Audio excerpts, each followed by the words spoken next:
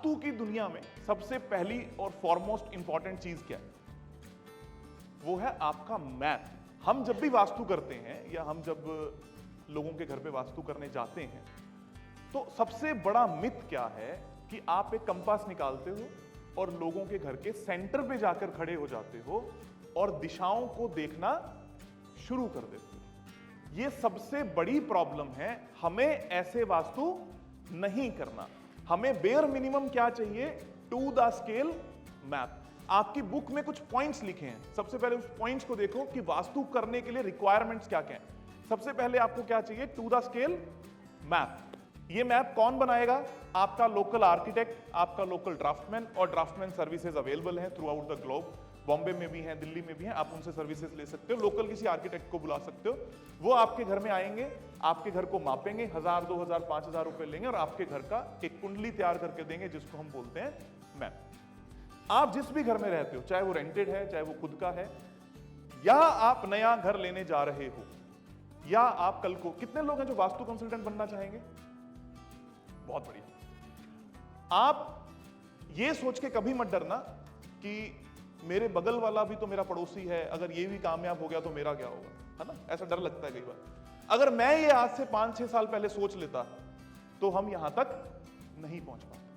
हम कल अगेन भारती के साथ में बैठे थे, तो भारती से मेरी नॉर्मल बात चल रही, वो कहती भाजी आप ये क्यों करते हो? मतलब आपने तो मेरे जो पॉडकास्ट चल रहा है, इंटरव्यू चल रहा है, इसमें सब कुछ बता दिया कि नॉर्थ ईस्ट के टॉयलेट का कोई इलाज नहीं है, साउथ वेस्ट के एंट्री का कोई इलाज नहीं है। मैंने कहा कि इस बात के पैसे किस लिए ले ली जाए कि तुम्हारी बीमारी लाइलाज है। अगर मेरे पास तुम्हारी बीमारी का इलाज ही नहीं है तो मैं किस बात के पैसे लूं? ये चीज जब आपको पता लगेगी, आप कंसल्टेंट बनोगे, यही ट्रांसफॉर्म करोगे आगे कि हम उस चीज का पैसा लेते हैं जिसका शॉर्ट रिजल्ट है। और मैं हमेशा एक बात कहता हूं, अगर आपके जीवन में समस्या है तो वास्तु दोष है, या तो वास्तु दोष नहीं है तो समस्या नहीं।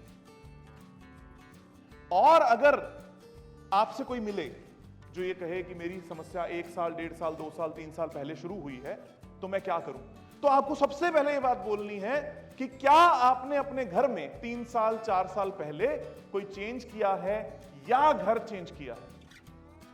क्योंकि हम कल उन्हीं के साथ में बैठे थे, रात को लगभग 12-1 बज गए थे, तो कई सारी केस स्टडीज बॉलीवुड की निकल कर आई कि इनके साथ ये हुआ, इनके साथ ये हुआ, कपिल के साथ ये हुआ, और बहुत सारे ऐसे लोग हैं जो यहां पर रहते हैं जिनके साथ ये हुआ। तो उसने भी इस बात को ऑब्जर्व किया, एंड हर्ष जो उनके हस्बैंड हैं, उन्होंने हमें ये बात बोली कि उनका डाउनफॉल 2018 में आया, 2020 तक वो डाउनफॉल रहा आफ्टर मैरिंग विद भारती।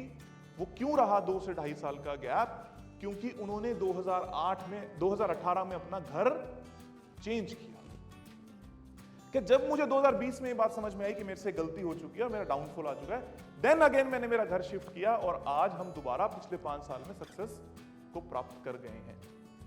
पर ये आप देखोगे कैसे कि इसके घर में वास्तु दोष है कि नहीं? तो अगेन हमेशा इस बात को याद रखना है कि मैप जरूरी है। आप इस देश के, दुनिया के बहुत बड़े कंसल्टेंट्स, अच्छे कंसल्टेंट जिनका नाम है, उनसे मिलोगे, वो भी क्या करते हैं? सर कुछ लोग तो ये कर रहे हैं कि आएंगे पिरामिड लगाकर चले जाएंगे, सिर्फ pyramid pyramid pyramid pyramid, plastic के पिरामिड।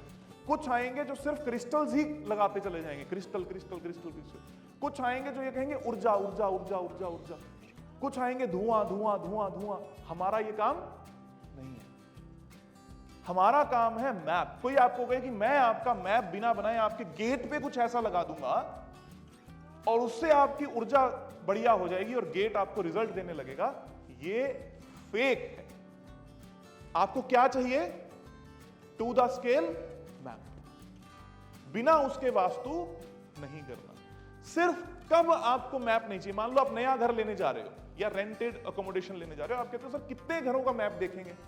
उस केस में आपको कंपास लेकर सिर्फ इतना चेक कर लेना है कि नॉर्थ ईस्ट में कोई टॉयलेट ना हो, किचन ना हो, या साउथ वेस्ट की एंट्री ना हो। इस पे भी हम आएंगे, कौन से 2 दोष हैं जिसको ट्रीट नहीं किया जा सकता।